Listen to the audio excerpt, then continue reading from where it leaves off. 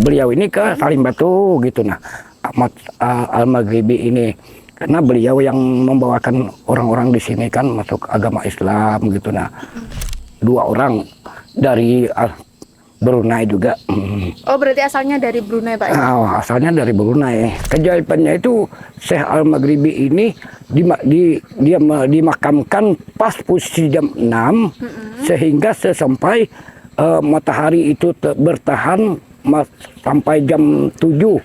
Dia masih bertahan. Pas setelah dimakamkan, orang-orang pun lagi jalan pulang, matahari pun terbenam.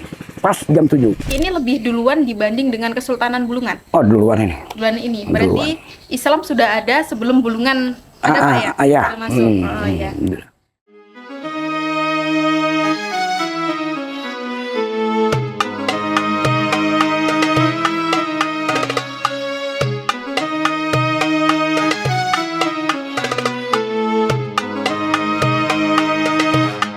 Assalamualaikum warahmatullahi wabarakatuh. Selamat pagi Tribuners, marhaban dan ya Ramadan.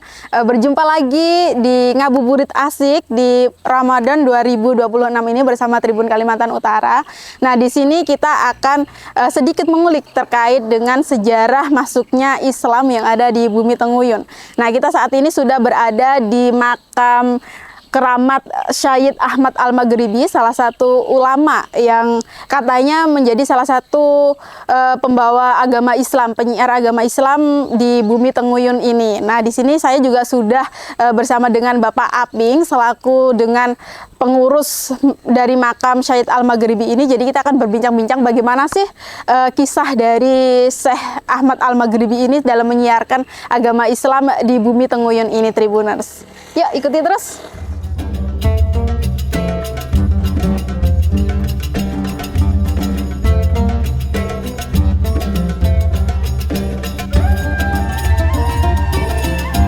Tribuners, sekarang saat ini kita sudah bersama dengan Bapak Aping. Nah, Bapak Aping ini salah satu penjaga makam Syekh Ahmad Al-Maghribi. Kita akan sedikit berbincang-bincang dengan Bapak Aping. Bagaimana sih sejarah dari Syekh Ahmad Al-Maghribi ini di Salim Batu dan seperti apa sih peradaban Islam di Salim Batu ini berjalan seperti itu. Selamat pagi Bapak Aping. Selamat pagi. Ya, assalamualaikum, sehat Bapak? Waalaikumsalam, sehat. Iya, Pak, mungkin bisa dijelaskan Pak terkait dengan sejarah dari makam, kenapa makam ini bisa menjadi salah satu makam religi di Salim Batu? Mungkin dari seperti apa sih Syekh Al-Maghribi itu gitu Pak? Oh, sejarahnya begini kan, ke waktu tahun berapa kita tidak tahu sudah, karena kita masih istilahnya masih belum dapat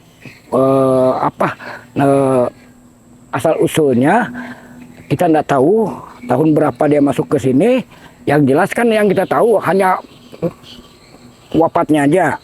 Tahun 1932.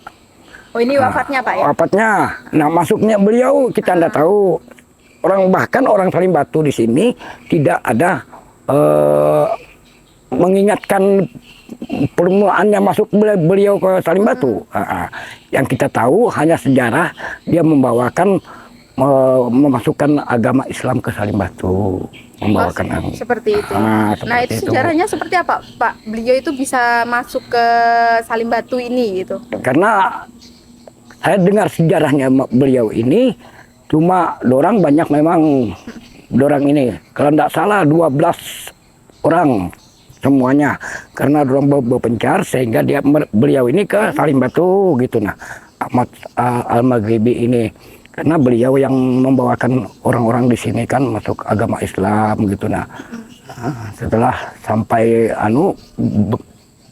teman-temannya ini kan istilahnya 2 orang dari Brunei juga.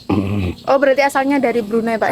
Asalnya dari Brunei. Kalau saya lihatannya itu kan sejarahnya itu sekarang. Pak, apa sih yang menjadi karomah dari Syekh Ahmad Al-Maghribi ini? Pasti namanya awalnya kalau saya baca itu belum ada Maghribinya Pak ya? Iya, memang. Nah, itu seperti apa Pak ceritanya? Karena beliau ini kan memang awalnya namanya itu Ahmad aja. Nah, karena beliau ini ya pengaruhnya besar di Salim Batu ini, boleh dikatakan diangkat menjadi Syekh Al-Maghribi gitu nah.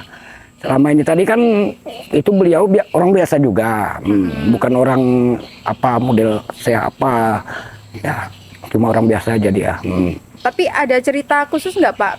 Misalkan kalau nggak salah itu pas waktu saya baca beberapa sumber itu Syekh Al-Maghribi ini saat dimakamkan tuh ada keajaiban. Nah, ada. Itu ada.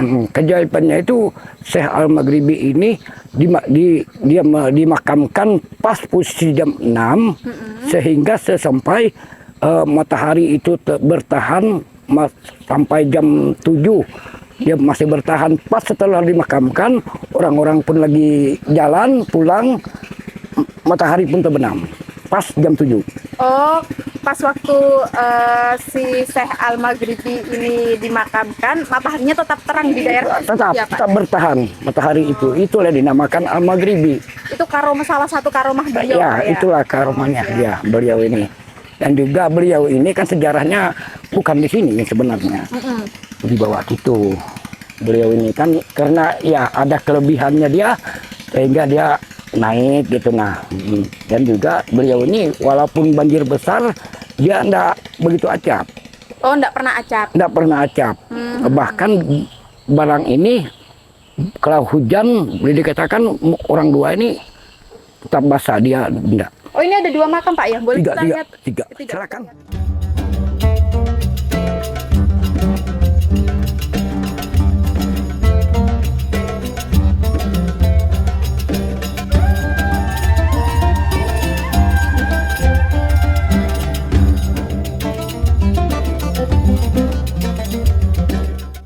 Bisa dijelaskan Pak, ini tidak hanya Syekh Al-Maghribi ya Pak ya, ternyata ya ada 3 ya Pak ya? Ya. Nah, yang Syekh Al-Maghribi yang mana yang ini?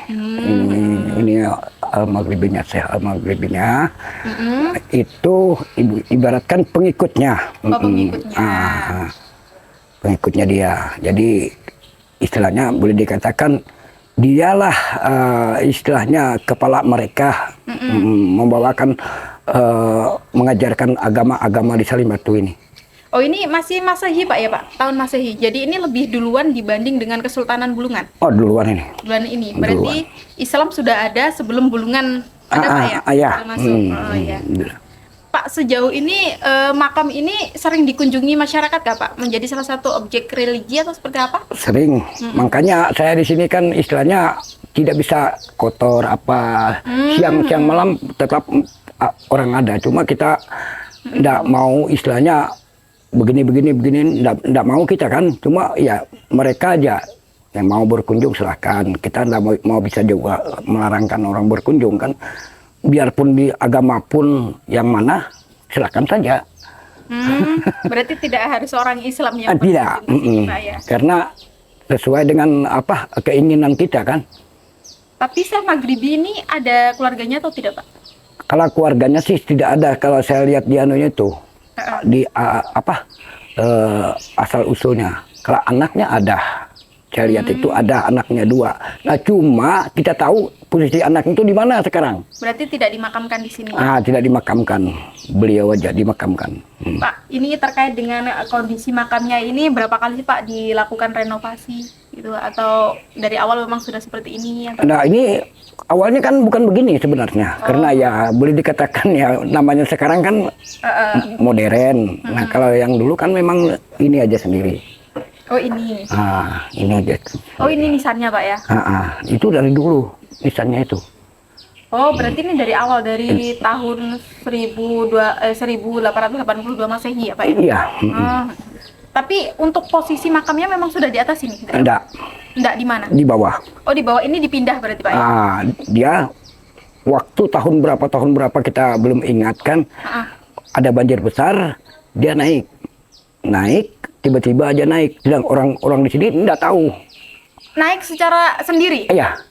Ini maksudnya naik itu posisinya dia datarannya dari tinggi gitu?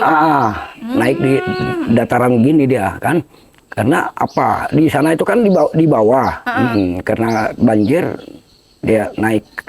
Ya Tribuners, ini di sebelah kiri kita ini adalah makam dari Syekh Al-Maghribi.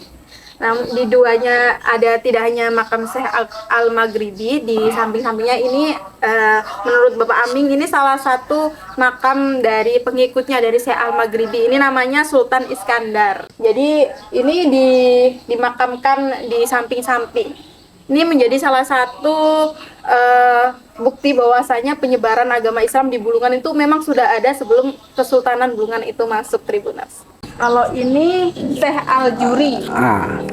Ini juga salah satu pengikutnya dari Syekh Al-Maghribi. Apa ini, Pak?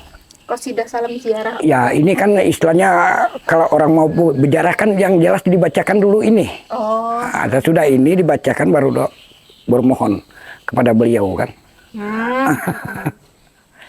Tapi sejauh ini Pak yang datang berkunjung ini siapa saja Pak? Bahkan Pak Gubnya datang. Pokoknya dari jauh-jauh datang semua. Berarti tidak hanya dari daerah Salim Batu Pak? Tidak. Sudah sering. Bahkan dari Bali sana. Oh, dari Bali pernah berkunjung di sini. Begini.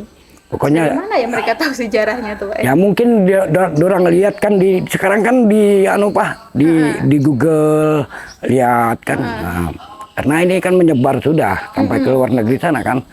Jadi mereka tuh lihatnya di sini, oh di sini. Bahkan orang tidak tahu datang di sini sama sekali tidak tahu makamnya di sini di Salim Batu nih, tiba-tiba jalan minta pertolongan dari mereka di Tanjung Selor bawa ke sini. Pak, biasanya ada prosesi khusus nggak Pak? Misalkan bagi para peziarah yang datang, misalkan harus berwudu dulu atau seperti apa gitu, atau tidak boleh apa gitu? Oh enggak. Karena terserah aja kan, mau berwudu silakan, mau tidak berwudu silakan, sama aja. Karena di sini kan istilahnya biarpun istilahnya orang enggak Muslim masuk ke sini tidak masalah. Nah, jadi berwudu tidak masalah. Tapi sebaiknya kalau kita orang Muslim ini berwudu ya oke aja. Selain makam nih Pak, adakah biasanya kalau di tempat-tempat makam keramat atau apa itu ada air sucinya atau apa, di sini ada? Nah, cuma itu aja saya gunakan profil itu untuk berwudu. Kalau untuk mencuci apa segala tidak ada, cuma untuk berwudu aja. Oh, berarti cuma satu-satunya peninggalannya makam. Itu aja, karena profil ini kan boleh dikatakan sumbangan orang ada hajatnya juga. Kalau kesini ini berbayar nggak Pak? Gratis? Enggak. Gratis ya? Gratis saja. Tapi dulu pas waktu Bapak pernah dengar nggak sih ceritanya pas waktu beliau ini menyiarkan agama di sini, seperti apa tantangannya beliau gitu? Apakah langsung direspon positif sama masyarakat atau sempat ditolak mungkin? Kalau saya dengar infonya beliau ini tidak ada penolakan, langsung aja orang Salim Batu ini mengikutkan sarannya dia. Dulu sebelum beliau datang untuk menyiarkan agama Islam, apa sih Pak agama mayoritas di Salim Batu? Ya, orang-orang zaman dulu. Iya, zaman dulu itulah mayoritasnya agamanya kayak sama hal aja sama orang pedalaman gitu nah. Oh, jadi tidak mengenal Tuhan. Gitu nah. Terus diberikan pencerahan oleh beliau ini ya. Iya. Jadi beliau ini begitu datang dan beliau ini mau membawakan agama Islam di sini. Tidak ada penolakan juga kan.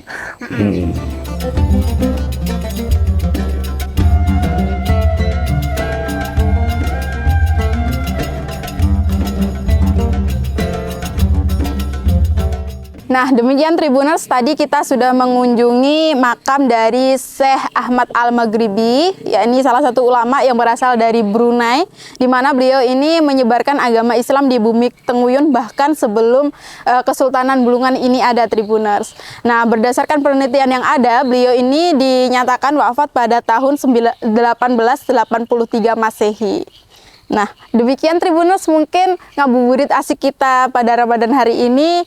Sampai berjumpa di program selanjutnya bersama kita Tribun Kalimantan Utara. Bye-bye. Download Tribun X sekarang. Menghadirkan lokal menjadi Indonesia.